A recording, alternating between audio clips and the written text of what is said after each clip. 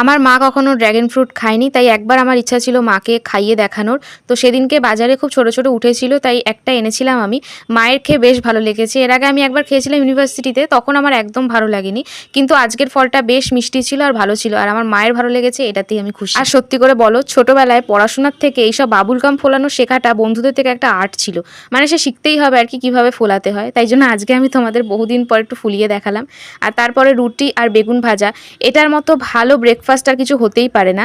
লুচি হলে আরও ভালো হতো, কিন্তু আমি রুটিতেই বেশ খুশি। তো রুটি আর বেগুন ভাজা খেয়ে রোজকার মতো আমি বসে গেছি আমার পড়াশোনার কাজকর্ম নিয়ে। আজ আমি পড়েছিলাম এই পদি পিসির বর্মি বাক্স গল্পটা। এটা কিন্তু খুব ভালো, কেউ পড়ে দেখতেই পারো। আর বাড়িতে আজকে চিকেন হয়েছে। চিকেন হলে কার কার তাড়াতাড়ি খিদা পেয়ে যায় বলো তো? আমি তো শুধু ঘড়ির দিকে তাকাই কখন 2টো বাজবে আর খেতে বসবো। তো পড়াশোনা কমপ্লিট করে আজ আমি চলে গেলাম স্নান করতে, আর তারপর এসে বসে গেছিলাম খেতে। আর যেদিন চিকেন হয় সেদিন ভাত আর চিকেন ছাড়া আর কিচ্ছু আমার ভালো লাগে না পাতে। ভালো লাগলে সাবস্ক্রাইব। টাটা।